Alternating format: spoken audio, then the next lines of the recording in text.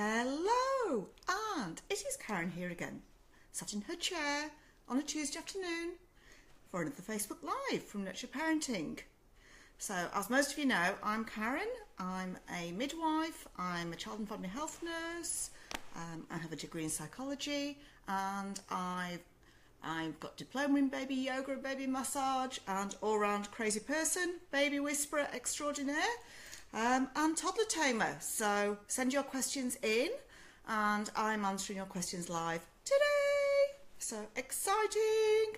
So last week was Anzac Day, and for those of you that live in Australia, you will know that Anzac Day is a very sacred day, and for that reason, for respectful reasons, I decided not to do a Facebook Live on that Tuesday. So today's Facebook Live, I have heaps of questions today. You've sent in some amazing questions again. The questions just keep on coming. They keep on coming. Hi Melinda. Hi lovely. Hi Julie over in San Francisco. I hope you're feeling better, Julie.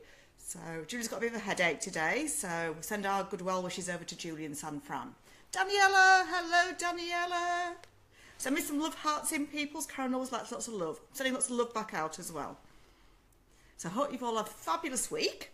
I've had a very busy week already.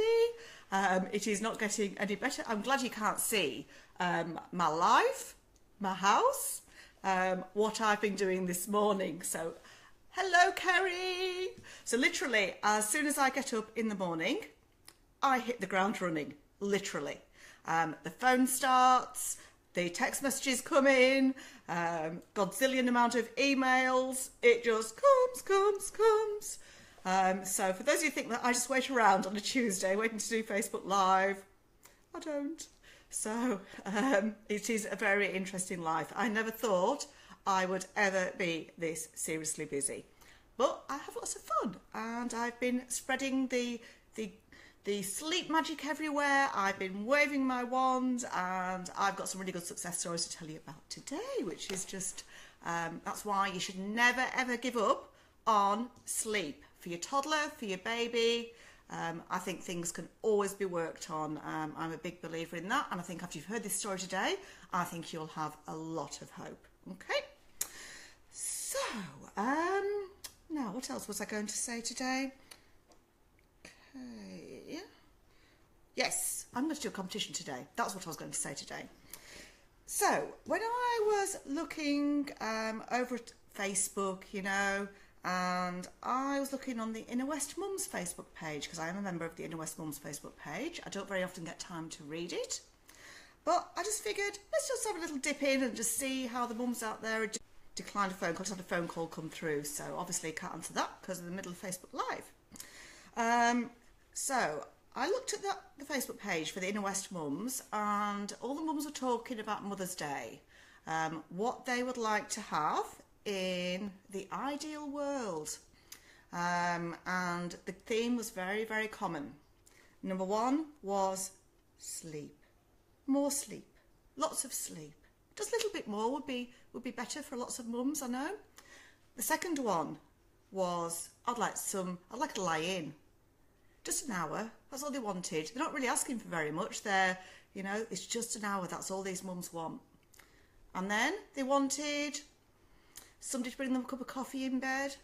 So I think these are really big priorities, and I can totally understand why these came in the top, certainly the top two, certainly the top three. Hello Jessica and Santhi.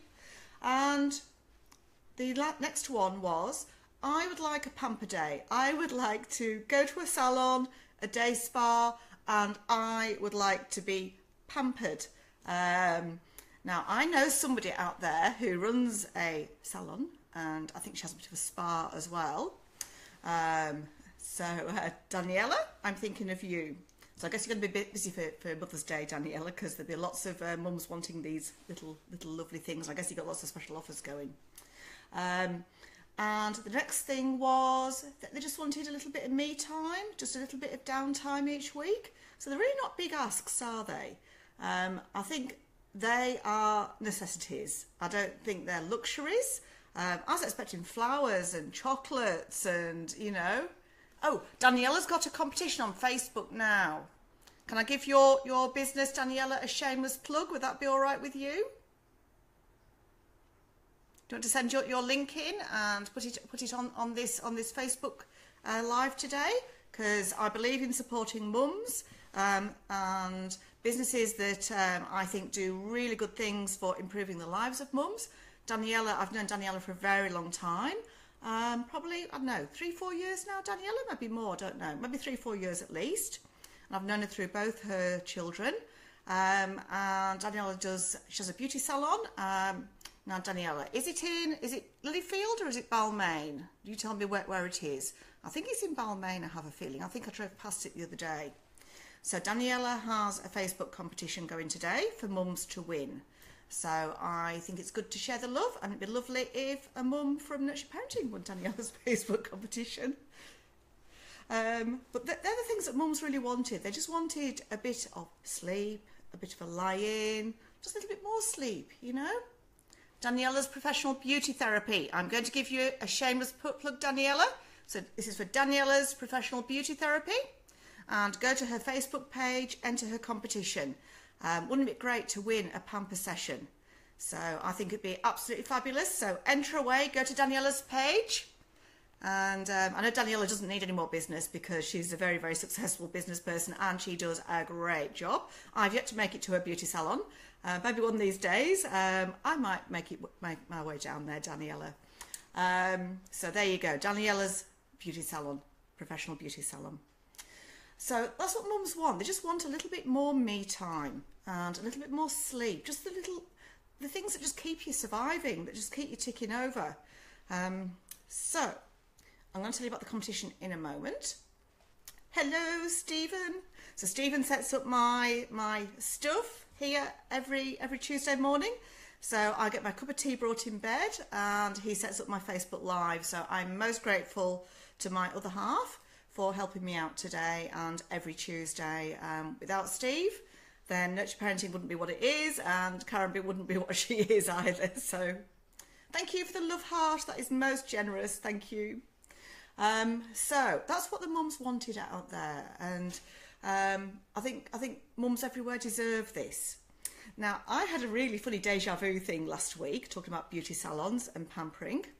So I went to do a visit and I walked in this house. It's near sort of like Rockdale sort of way, sort of Brighton way, that sort of way, Brighton way. And I was like, oh my goodness, I know you. I know you. Where do I know you from? And I was like going, oh my goodness, who is this mum that I've come to see? I thought, she's so familiar. And then it came to me.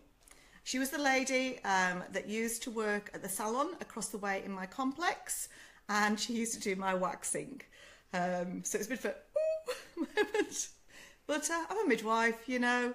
Everybody's seen everything, you know, when you're a midwife. So, but I went to help Sam. So Sam helped me with my beauty needs for years and years.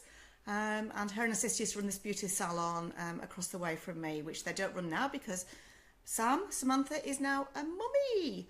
And her sister has 3 kids as well, so she's very, very busy. But how lovely to be able to give something back to somebody that had helped me. And I know I totally changed her life. I know she's still working on this little man's sleep because he is a little challenging. But he went down and we didn't even need to go into him to settle him. So Sam, I'm going to wave my wand to you because you deserve to get this man doing some amazing sleep. I know he can do it. He did some really good long sleeps when I was around there. So I'm going to come to today's competition. So today's competition is you get to win a phone or a Skype consult with myself, Karen, for an hour at a time of your choosing. And I will answer any question that you want answering. So you get all my expertise of 28 years. I've been a midwife and nurse and 17 years I've been a baby whisperer. Bear in mind I'm writing a sleep book and this sleep book is, I'm sure, going to be published by a global publisher. I'm still in negotiation and I'm feeling very positive about it. I'm still in the editing process. So that's how good my sleep stuff is. To be approached by a global publisher based on your blog, on your knowledge and on your writing is like massive. So I'm thrilled. and I will let you know once I hear exactly what's going to happen with that. But to win a phone or Skype consult with myself, this could be enough to change your life, okay? Rather than just putting up with whatever has been going on. And I've seen many parents putting up with stuff that I know can be helped. So always have hope. At the moment, my waiting list is about 2 weeks, which is a bit scary. I've got an overnight, 2 or 3 night overstay coming up this weekend. I just finished doing a 2 or 3 night stay, a 3-night stay last weekend. Karen's obviously very sleep deprived still. So yesterday, I'd finished my overnight stay at 7 o'clock. My other half picked me up from Randwick, and then we drove, it drove me home, and then I got ready and I went out to a visit in Vaucluse, a 6-hour visit. So I did an overnight stay and then went home for about an hour, had brekkie, run out and did a 6-hour visit. And it was a lovely visit. I went to see Simona with her little baby and Alessia, and Alessia's very cute, and she's 3 months old, and she's got a little bit of reflux, but she's doing really well, and we're teaching her how to settle without her dummy yesterday. So I had a fabulous time with Simona, helping her with the little baby. Such a lovely mummy. So always have hope that things can be helped, okay? So that is what is up for grabs. Now, I'm not going to be doing Facebook Live next Tuesday because I'm going to do some sort of training, which is looking at the future direction of nurture parenting and where I'm going with this. I always think a little bit of training, a bit of education is a helpful thing to do.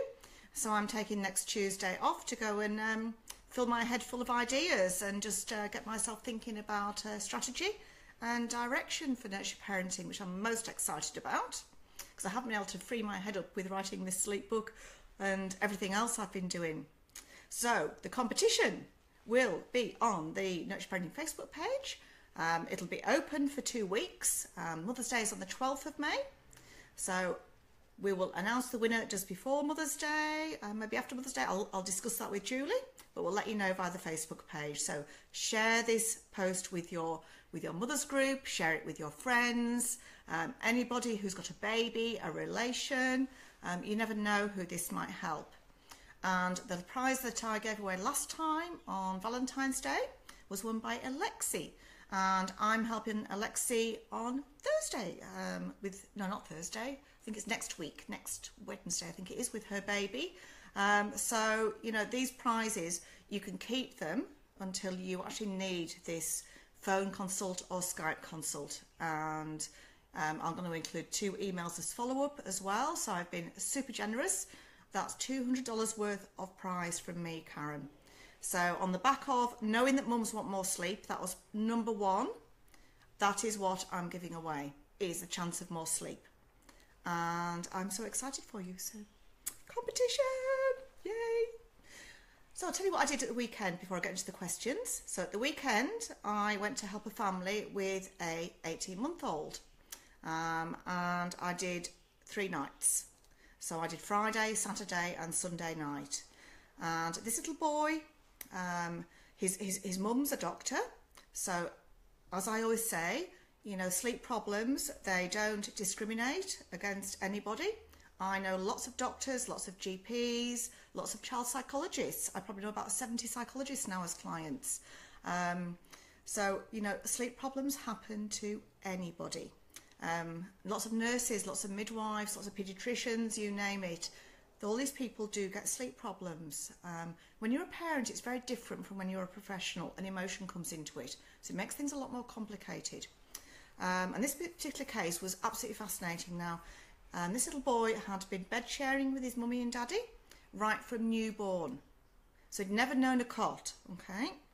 And he was waking up many times at night time. They'd tried milk, they'd tried consoling him, they had tried ignoring him, they had tried everything.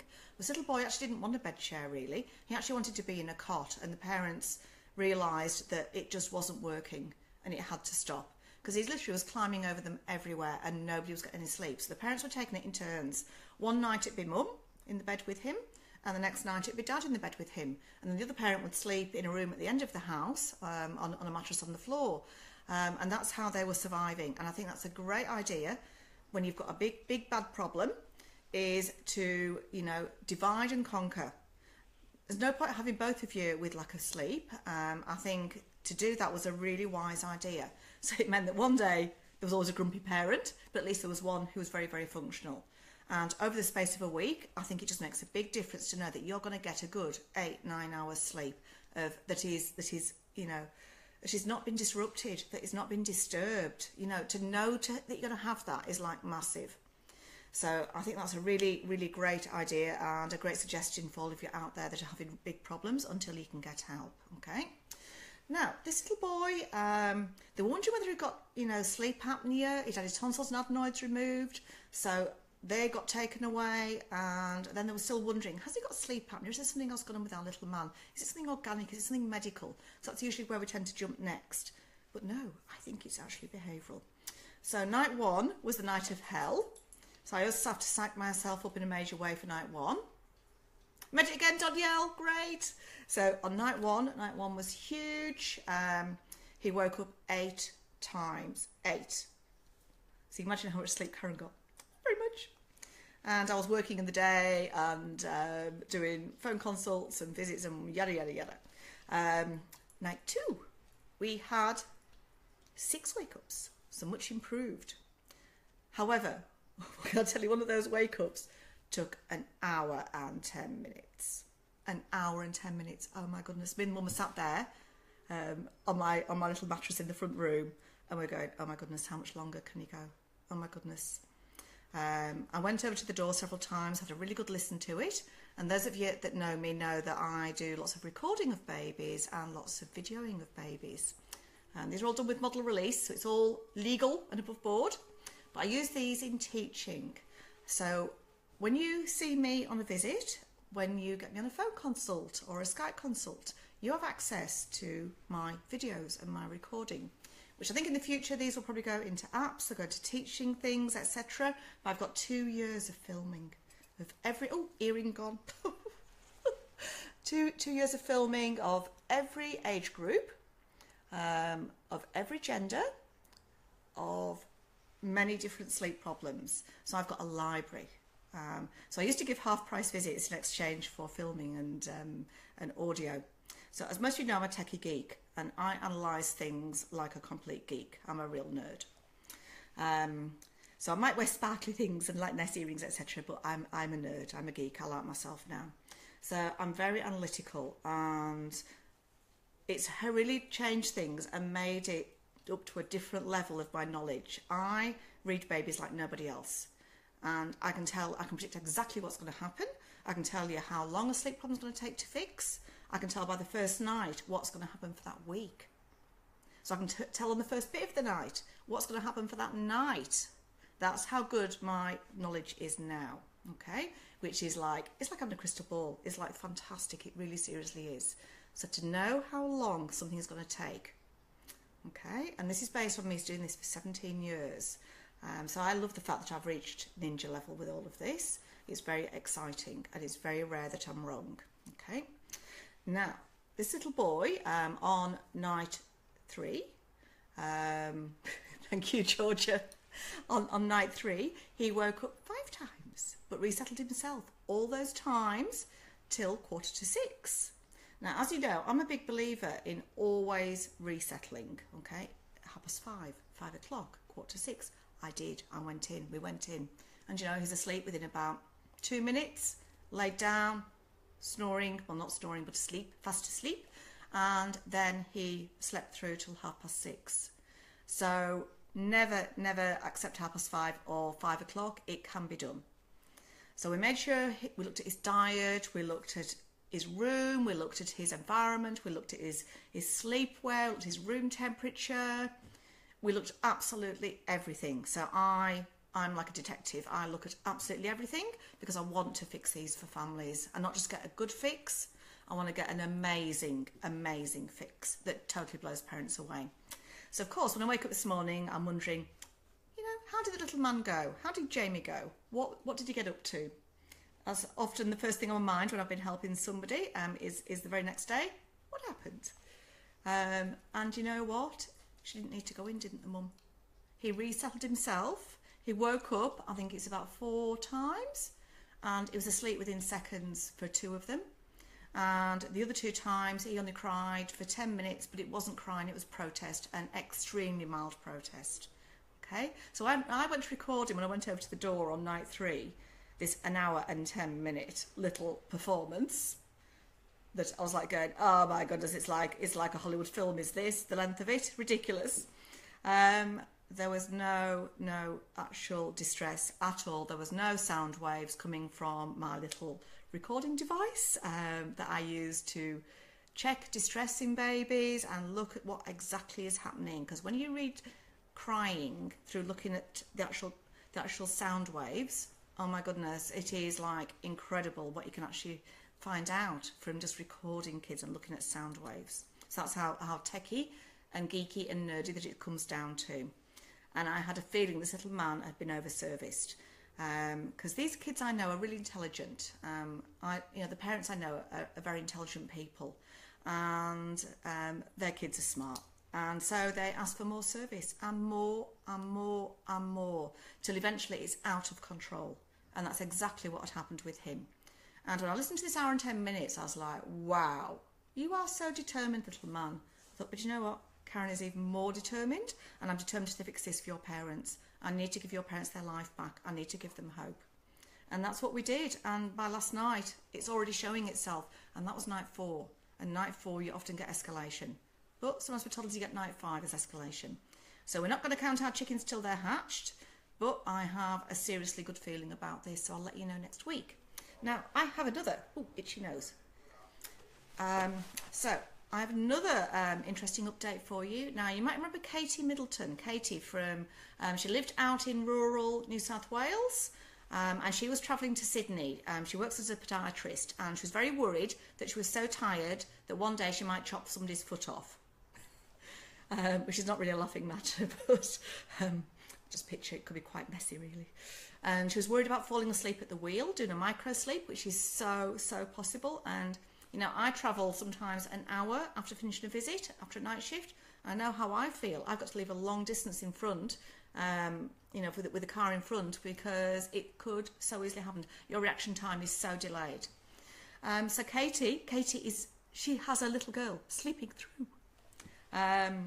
And this baby is now sleeping through till 5 o'clock in the morning, which is like a big change. So I'm so proud of Katie. So I told Katie that I would update all of you.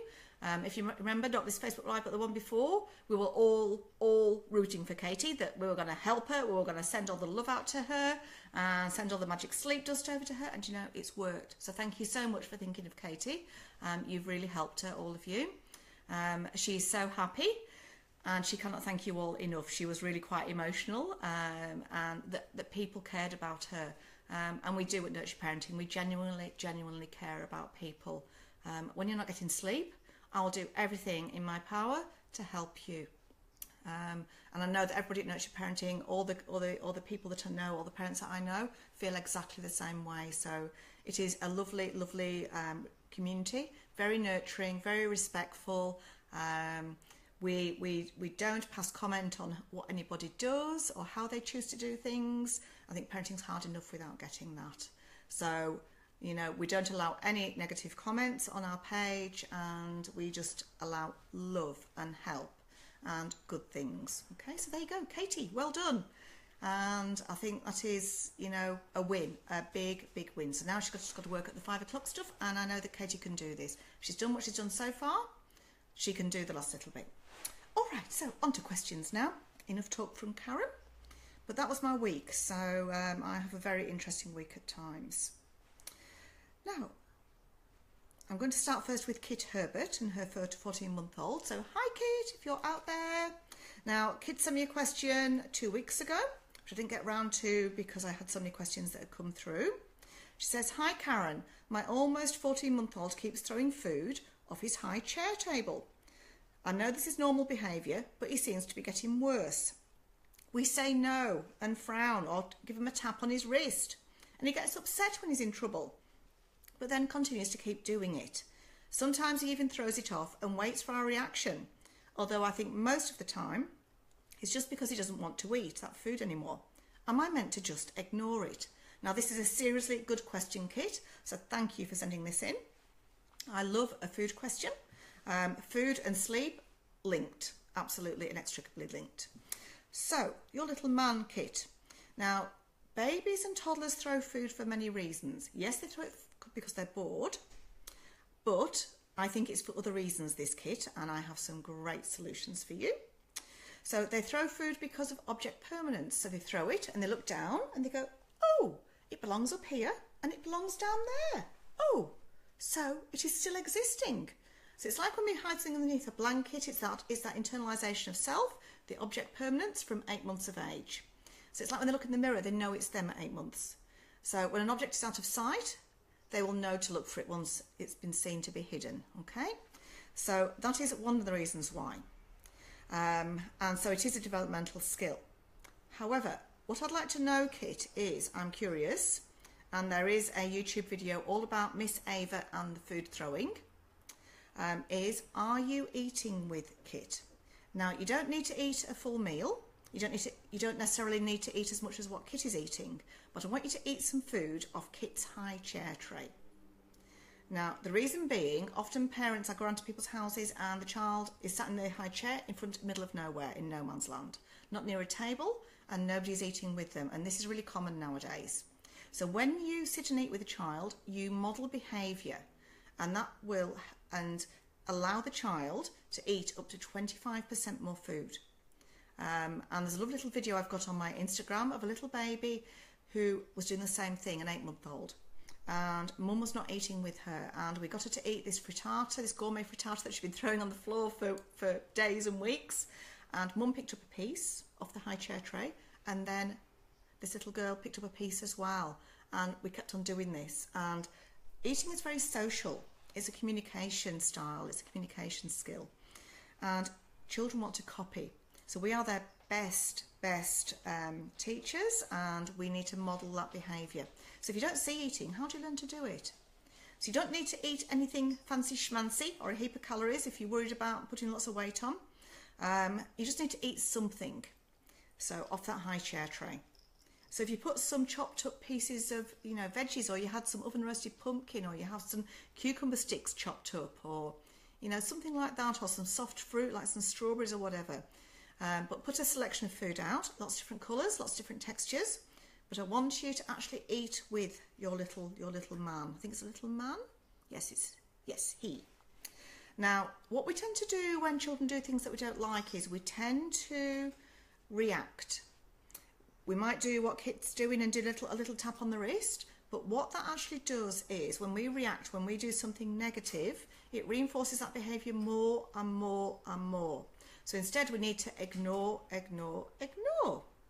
And by ignoring, we don't say, little boy, I'm ignoring you right now. I'm not going to take any notice of that food throwing, because I've actually seen somebody do that in front of me. And I said, no, you just need to think it inside your head. Just think it inside your head. Just smile or have a poker face, all right? But do not react in a negative way, okay? I'd like you to ignore that behaviour. Now, I'd like you to praise with labelled praise any eating that he does. Say, well done, little boy, for eating your food. High five, fist bump, great job. Because that will reinforce that behaviour more. It'll happen more and more and more. So don't do a tap on the wrist. Don't say no. When you do no or a tap on the wrist, it reinforces the behaviour to make it happening more. So instead we need to work around the problem and actually eat with him. That is the key to this. So on this video on YouTube, Ava was throwing food because Jade, her mummy, was actually cleaning up in the kitchen, which is a common thing. Lots of mums clean up. They wipe the side down, clean the pots up, and just think, oh, the child will be busy, the child will eat. No, they don't. So eating has got to be done in company. It's got to be done together, okay? And children can't eat independently until they're about 3 years old.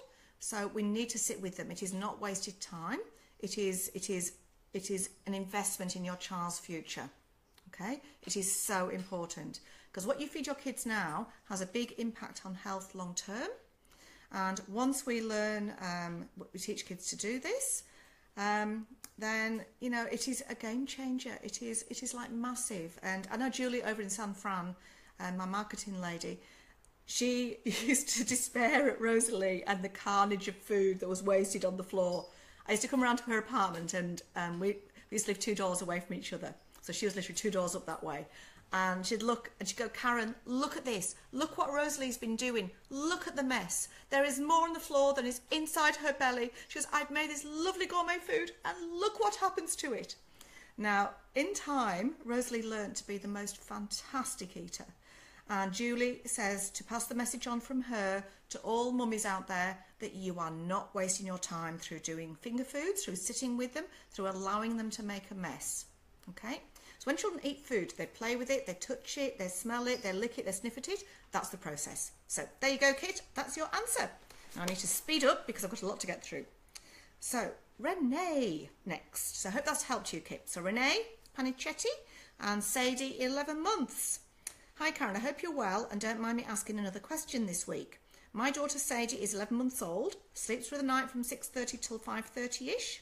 So 6:30 at night, so 5:30 in the morning, sucks her thumb, goes to sleep on her own without me in the room, fine. Sleeps for 1 to 1.5 hours in the morning at 9 o'clock.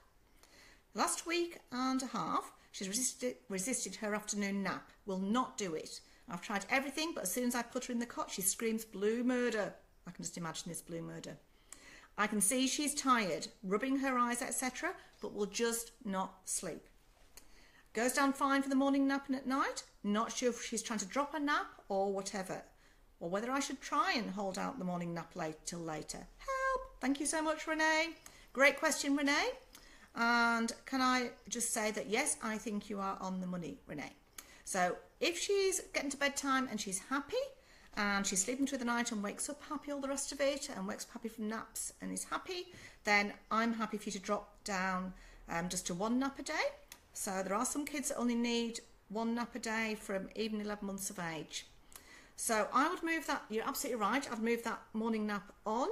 So that's why I prefer the morning nap when I've got a 6 to 12 month old baby to be in the afternoon, because it avoids having to do that moving on business. Okay, so I would move that nap that's in the morning at 9. I'd move it on as much as what you can do, but don't overstretch her. Okay, so if you can get till 10 o'clock, okay, if you can get till 11 o'clock, and what I would do is I would give her a short nap then. I'd just give her 40 minutes. Okay, I'd wake her up after 40 minutes, and then you might need to do that second nap to start with until you merge them together.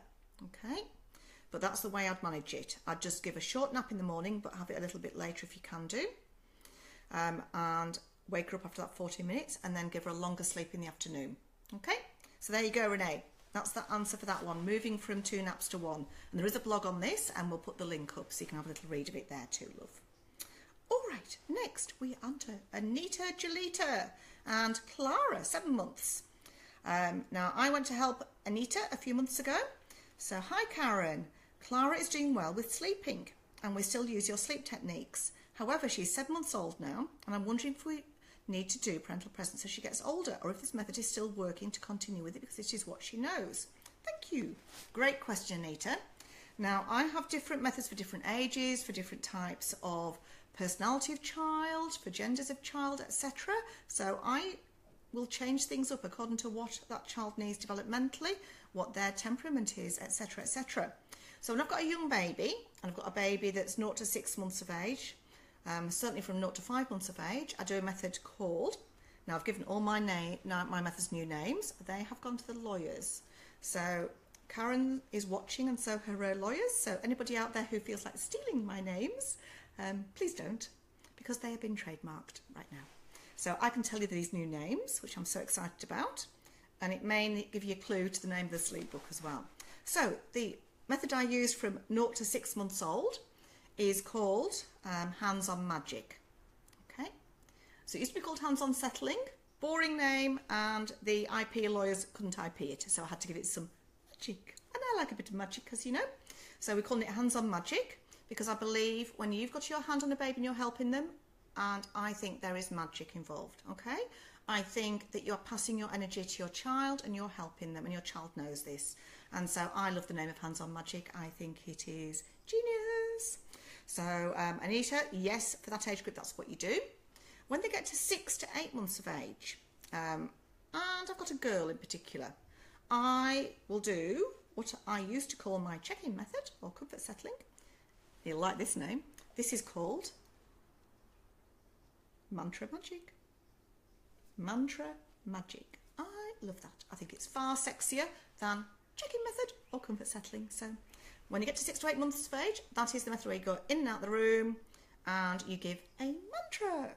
And it is very unique to myself, as are all my methods. They have been tried and tested and tweaked and produced, developed by myself based on research over 17 years. So I love Mantra Magic. I think it is a really cool name. The word mantra, one of my clients, Lou, came up with this idea. She goes, Karen, that's like a mantra. And I was like, oh yes, it is the mantra. So that's where Mantra Magic came from. If I've got a boy at 7 to 8 months plus, I wouldn't do a check-in method or Mantra Magic. I would do my parental presence, but that is now called Magic Presence because parental presence is quite boring. And again, the lawyers couldn't IP it. So it is now called Magic Presence. It's where you sit in the room on your magic chair by the cot, pretending to be asleep, but there's no interaction. So it's a bit different, Anita, to that first one we did, where you can sing a lullaby, you can put your hand on, you can stroke gently, etc. No patting though, no patting in anything. Hashtag no pats with everything I do, no patting at all. So, it's very different because that first one there is interaction with, there is gentle interaction, but there is interaction. As they get older, and these 8 month plus babies, they don't need interaction. As I've said to you there, Jamie was over serviced. He was used to getting service. And so what you need to do is take the service away. Okay. So there are different methods for older kids. So once you get to 8 months of age, you can use that method, the magic presence, right from 8 months, right to 5 years old. Okay, so these are all going to be coming out in the sleep book. All these lovely, juicy descriptions and knowledge of what all these things are will be in the sleep book. But for those of you that see me in home visits at the moment, I'm changing all my my copy, my documents, and I'm rewriting and putting things in that belong in the sleep book. So it's so exciting. So anybody that sees me from now on gets a handout that is in the sleep book, which is so exciting. I've got somebody from Venezuela here. Oh my goodness. Hello to Venezuela. Well, hello, Nicholas. You are talking to somebody from Australia here who is English. So even more confusing. How long does the live stream go on for? This goes on for another about 20 minutes. Okay. So I do this most Tuesdays and I answer everything to do with being a parent, about babies, about children. I'm a midwife. So Bella, that's how long this goes on for. If you want to be notified each week, you just need to go to Nurture Parenting's Facebook page, like Nurture Parenting on Facebook, and then on the Tuesday, we will notify you when it comes live, and you will be told all about it. So Bella, whereabouts do you live, Bella? Are you in Australia or are you somewhere else?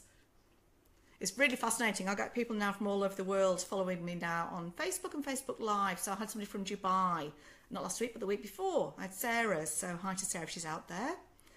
So it's fascinating. I will do Facebook Live in different time zones. Sydney, hi Bella. Local lady. Excellent.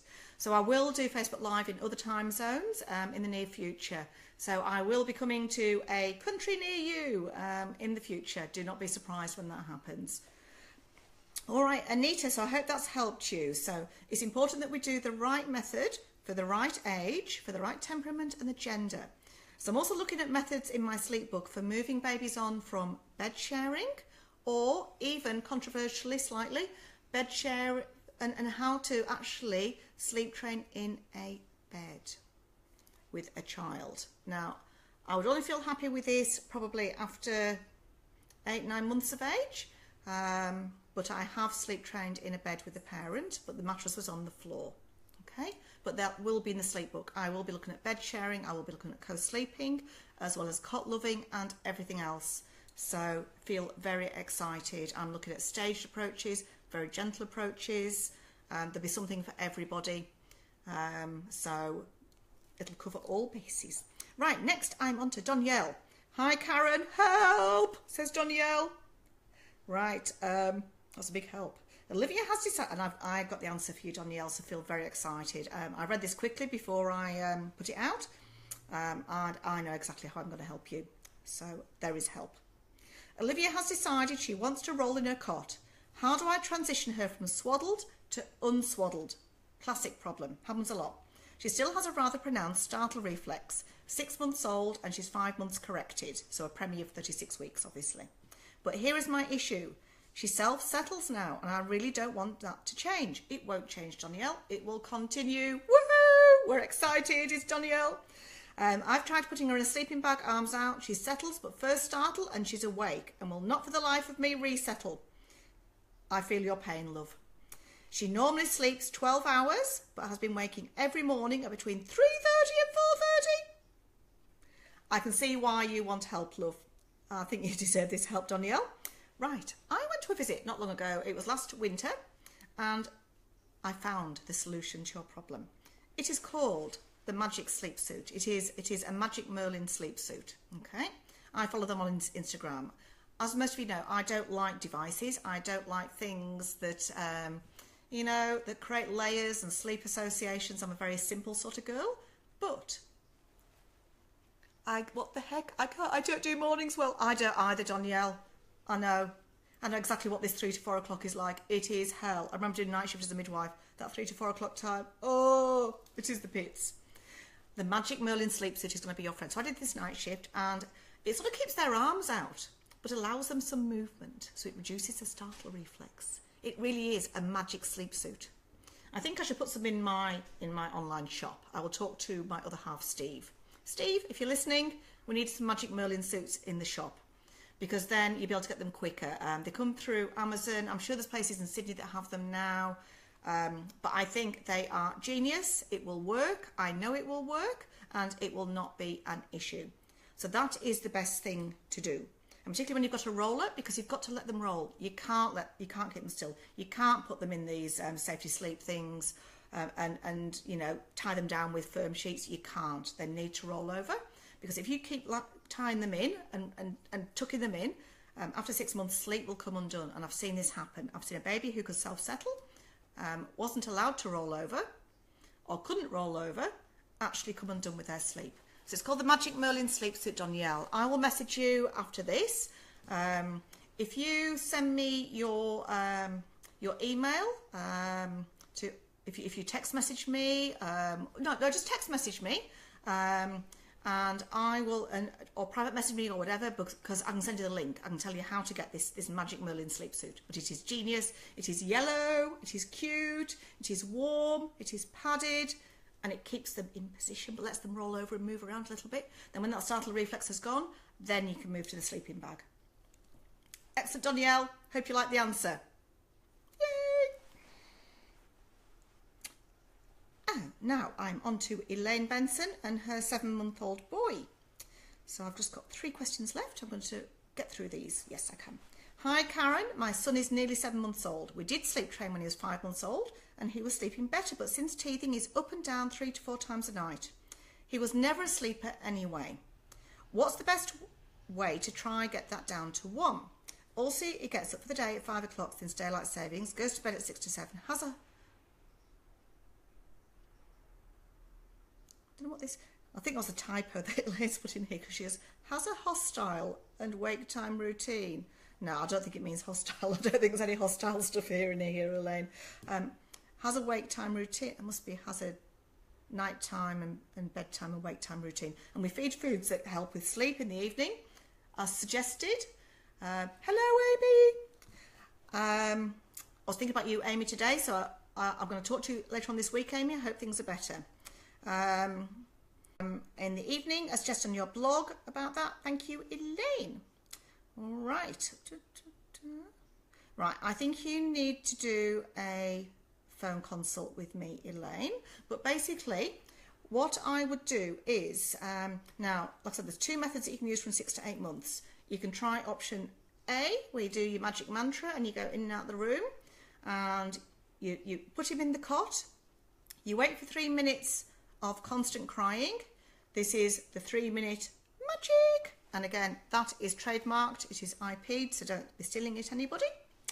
And the 3-minute magic, it is about allowing your baby to try and resettle themselves. So when they wake, we tend to rush in. Now, 3-minute rule has fixed so many families, and it's based in research, okay? And when I found that, I got very excited. So I want you to wait for 3 minutes of constant crying, no matter how loud that crying is. If there's lots of pauses, and a pause is about 10 to 20 seconds, reset the clock, okay? Then go in and do your mantra and say night, night, whatever his name is, Charlie or whatever his name is, sleepy time to go to sleep now, walk out, okay? If you listen to it by 20 minutes and you're going, this doesn't sounding good, he's not happy, he's really stressed, and a stressed baby's very throaty in their crying, very hoarse, and there's no pauses in the crying, then I want you to do the magic presence, which is where you get on the chair and you sit by the cot and you play dead, okay? But I would do a phone consult with me if you're not sure about how to do either of these methods, Elaine, but that is basically what you're going to do, okay? So you literally sit by the cot, and you pretend to be asleep and you model asleep, your hands on the mattress, but you don't pat him, you don't rub him, etc, etc, etc. I just want you to just sit there, play dead. Night one will be ordinary, to say the least. And he might cry for 40 minutes, an hour, 2 hours. I don't want you to worry. I had a boy recently, went for 4 hours in January. Oh my goodness. But he had lots of learned behaviour and he had reflux. Night 2 becomes a lot better, and so on. But I think if you're stuck with this, Elaine, do a phone consult, because I can tell you exactly how to do this. I can give you some audio to listen to know what to do with your man. And I can take all the mystery away and make it really easy for you. But that's where I'll be going, Elaine, with that. So I hope that has helped you. And as soon as he's sleeping through the night, he will be eating so much better. All right, now on to Julie and 4-week-old girl. So hello, Julie, congratulations. I helped Julie a few years ago with her little boy, Oscar, and he's now 4 years old, is Oscar. He's on some of my YouTube videos, so the baby with the sensitive gag reflex that you see on the YouTube, that was Oscar, he's so cute. And he's now 4. So hi Karen, hope you're well. It's been 4 years since you saved our sleep with Oscar, who had reflux and lactose intolerance. I've been following your Facebook page for valuable information. Thank you, Julie. Hope it's been very, very useful. I'm sure it has. We're now a 4-week-old baby girl, and I was wondering if I can ask for your advice. Should I wait for your next Q&A next Wednesday? It's a simple question. What should we be doing now to lay a good foundation of sleeping newborn babies? I'm finding I'm going back to old habits of rocking bub to sleep. Hope you can share your baby wisdom with us, Julie. Now, Julie, as you know, I've got this newborn book called Help I'm a New Mum, and I don't know what to do. Now, I'm going to gift you a copy. I know you had a problem with the link. I don't know what happened there. So I know it's working because people have downloaded this book recently. So I'm going to gift you a copy because you have helped me. I've helped you. I know you so well. Okay. This book is going to save your life. Okay. So it's all my secrets of baby sleep, of how to prevent sleep problems. So what I want you to do is do a pattern of like feed, play, sleep. Okay. You might do feed, play, feed, sleep. I want you to do a little bit of gentle tummy time, because at 4 weeks of age you can do that. And I want you to look for tired signs, and I want you to put her on the bunny rug on the floor and just watch for tired signs. And once you're seeing some jerky arm movements, bits of whinging, I want you to go and take her to the bedroom or wherever you're putting her to sleep, or somewhere dark, and put her in a swaddle. Now, if babies are very overtired, swaddle with their arms down by the side. If they're fine, just with their hands up by their head. And I want you to put down awake. And you probably need to help her go off to sleep. And I want you just to put your hand on her, okay? So there's no patting, there's no rocking. Just put your hand on her. The hand is like a cuddle, okay? And when she gets shouty, just pick her up, put her back down again, hand on. You can do some gentle stroking down her body, but try to wean her off that after a day or two, okay? And keep on doing this, picking up, putting down. But the key thing is, when you put her down, okay, that you get that window right. I've put babies down recently, even 2-month-old babies, and I've put them down and I've been able to walk out and they've put themselves asleep within 2 minutes. So a 4-week-old baby, I would actually stay by the side of her to help her settle. I wouldn't walk away from her, but just sit there and just wait and see what she does. When she gets to cries, just put your hand on her, okay? And stretch down her legs, pick her up, back down again, and that's what I would do. Now, if you're getting stuck, again, do a phone consult with me, Julie, because I can send you a heap of information that I know would really help you. But the key thing is reading them. When you read a baby, read them on the floor, don't read them in your arms. When you're holding them, we mask tired signs, and then we miss their window. So at 4 weeks old, she should be going down for a sleep after about an hour to an hour and a quarter. but some babies a little bit earlier, some babies a little bit later. But it's about that window when they look tired enough. So hope that's helped you, Julie, but I'll send you that book through. I'll gift that to you, love, because you deserve a little prezi. So all my best wishes to you and to Roy and to Oscar and your cute little girl. So I hope things go well.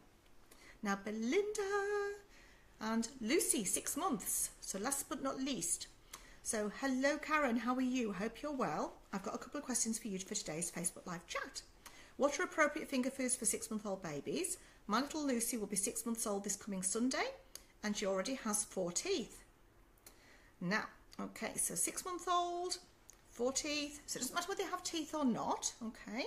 We're going to start off on really soft foods. So we're going to put her in the high chair. We're going to strap her in. We're going to put these foods in the high chair tray. We're going to put something on like oven roasted pumpkin. Oven roasted in olive oil, about 1/2 to 1 centimetre cube, okay? Now babies at 6 to 8 months, they have like a grasp reflex. At 8 months, they have a pincer. So sometimes bigger food can be slightly better, okay? They don't like slimy things. They have a bit of an issue with slimy things sometimes. So banana, that can be helpful as well. And I just chop that in half. I would look at things like avocado and even put that, hello Archana. I might have to leave your question till not next week, but the week after, Archana, because I'm sort of running out of time, but I'll have a quick look through it in a moment, love. So avocado, you can even keep it in its skin and they can actually suck it off the skin. So having things with something that is not slimy can actually help them as well. So having the avocado inside its own skin, or you can actually roll it in pinhead oatmeal, because that way it's not slimy, it's got some grip to it. Now around 6.5, 7 months, then move on to crustkits. Crustkits, you can spread everything on a crustkit and you can't choke on a crustkit. I love crustkits. You can spread avocado on crustkit, you can put cream cheese on crustkit, you can put any food onto a crustkit, okay? We need to be looking at the balance of protein and carbs and high fat, obviously. Children need a really high fat diet. So when you're spreading things onto things like cucumber sticks, like hummus and cream cheese and etc., peanut butter, spread it thickly onto a piece of cucumber. You can take the skin off or leave it on, I don't mind. So you can either have a round of cucumber or you can have it in a stick and just spread some peanut butter on there, some hummus, Philadelphia cream cheese, etc., tahini. So they're all good first foods. So looking at oven roast vegetables. Now I've started on my paleo recently because I realised I was eating too many cakeys and having too much sugar. So all the root vegetables that are out at the moment, things like parsnip, butternut squash, pumpkin, sweet potato, oven roasted in olive oil, they are great for finger foods, for first finger foods for children. Looking at things like strawberries, so have things that are brightly coloured, have lots of different colours and lots of different textures, but that's where I'll be started, Belinda. Now on my YouTube videos, there's lots of ideas on there, and there's ideas for 6-month-old babies, but things like bread and so on leave till much later, like a year old. Chicken drumsticks, lamb cutlets, around 6 to 8 months. Lamb cutlets, do the medium rare, quite pink. They're both really great finger foods for young children because they've got handles on them. Okay, and again, model behaviour, sit with her. So I hope that's helped that, Belinda. Now, what can I do to support a 4-year-old, our dear Charlotte, who has recently become very emotional and who cries frequently over things which to an adult seem minor, e.g. a bird flying over her head, dropping her pencils. It is not unusual for her to cry up to 4 times a day, sometimes more. We have noticed a disintegration in her behaviour overall, talking back, arguing constantly, doing things that she knows are naughty on purpose, and are struggling to cope with her at times. It is very challenging when a new sibling comes along, Belinda. I really feel for you, okay? It happened to my own sister, so it happens to everybody. Children just get jealous, and a new sibling coming along, I think it's very rare for a child not to feel some jealousy. Both Ryan and I are incredibly tired, so perhaps we're not handling situations as well as we should. Might it be a delayed reaction to Lucy's arrival or changing from daycare to preschool? I'd say it's probably both things. It's probably because it's all coincided together. Preschool teachers commented to me last week about how emotional she has been. If you have any advice or suggestions, we'd gladly welcome them. Thanks, Karen. I look forward to watching the live chat soon. Thank you, Belinda. So, Belinda, you know, I can definitely help you. I'll be looking at telling her about her talking to her about her emotions. So don't obviously don't ignore things. So say, Charlotte, I can see that you're really upset now because, and you've got a few tears because your pencil's dropped on the floor, and I know how annoying and irritating that is. So then we're empathising. We're telling her that we notice how she's feeling, okay? Because when children feel validated, it's just like massive. We don't need to necessarily stop the crying, but we need to help support her to work through these emotions, okay? And I know you're a teacher, Belinda, so I'm sure that you're doing this, and you're very sensitive and very appropriate with Charlotte. So just paying attention to those things. I do some special time with her every day to do the child's game, and that's on my blog. So looking at getting in close to her and doing some special time at least once a day for 10 minutes. I think that would really help her. I'd look at using some books that talk about emotions. So the Trace Moroney series, she does these series of about 10 books, and she talks about feelings. It's a feelings series. So when I'm feeling angry, when I'm feeling sad, when I'm feeling happy, when I'm feeling everything. So it's all the emotion stuff. So use that Trace Moroney stuff can be really, really helpful. Erin Blaby, he does some really useful insight books as well. So I've been looking at books. Berklow Books, they do a great selection of books on emotions. So whenever I've got a problem, an issue that I need to get help with the child, then, and I do a lot of child behaviour work, then Berklow in Leichhardt is probably my first port of call, because they really help me. I go up to the counter and I go, yeah, I've got this problem with this child, I've got this issue, and I really need some help, and I really need to help this family and this child. What ideas have you got? What books have you got in that would really address this issue? And you know, they're so knowledgeable, they're so amazing. So I'd even give them a call, ring them up and just chat to them about it, because they're the most helpful bookshop I've been into. So a big plug there for Berklow Books, but I think they deserve it. But look at talking about emotions, Belinda. But I would actually talk about these things. I'd sit down, get in close to her, but acknowledge and just say, you know, I know it's frustrating when these things happen. But I think this special time stuff, I think that should be the glue that sticks all this back together for you, Belinda. Because when we do special time with children, that's when they tend to tell us stuff, okay? So that is it for this week, but I'm just going to go back to that question from Arkner. So let me just go to my Facebook page and just look through and see what's come through recently. Okay, now where are we up to? Just bear with me for 2 seconds, people. Okay, right. Okay, right, so this is from Arkner. Hi Karen, I have a 2-year-old who used to sleep in a cot in our room next to our bed. She got to a stage where she would hold onto my hand and go off to sleep. If she used to wake at night, would give her my hand again, and she would go back to bed. Moved house, moved to her own room, and since then, no such luck. She'd wake around 3 every night. Hubby or I would need to go in, hold her hand, and even if she did fall asleep and we went back to bed, she'd be up again soon after. We are too tired and resorted to co-sleeping, which is where we are now. Any advice on how to get her sleeping by herself and then sleeping through the night? Great question, Arkner. Now, I'm going to go into this in more detail next week, but I think this is a temperature control issue. When you move a 2-year-old to their own bed, they can't manage their own temperature control, so they don't know how to manage putting blankets and doonas and stuff back on themselves. And at 3 o'clock is when body temperature drops and air temperature drops. So I think that's what has caused this. That's where this has started from. Okay. So if you're cold and you're a child, you lose your body temperature 4 times. Hi, Laura. You lose their body temperature 4 times as fast as what an adult will. So at 3 o'clock, they just drop their body temperature. So I know a great company called Hello Night Kids. I'm going to give a shout out to 2. Does great sleepwear that keeps kids warm all night. Okay. So sleeping bags are not really ideal because she'll trip over because she's sitting in a bed by a little toddler bed now. So I would be moving her into some really good sleepwear that is really warm, is really toasty, and layers, and particularly the core, the top half. Putting socks on her. She doesn't want socks at bedtime, put them on when you go to bed at night time. But that's what I'll be looking at doing. I'll be looking at layering her up and putting some extra layers on. And then resettling. I wouldn't give her your hand all the time. Sit by the bed and each week move your chair a foot away. And that's how I'd resettle. But I really feel, Arkner, that this is temperature control issues. and just let me know how you get on next time. So I'm not here next Tuesday, peoples, because Karen's going to go and do some education and look at strategy and where she's going with nurture parenting. So to some exciting things. And then I'll be back the Tuesday after. So keep your questions coming in. So I'm sorry if there's anybody that needs questions answering urgently for next week, but I'm going to, I will do them the week after. So keep them coming in. How rude that I'm going away for a week, I know. Think of myself. No, I'm actually thinking of the business. I'm thinking of parents out there and what I'm going to do to help people.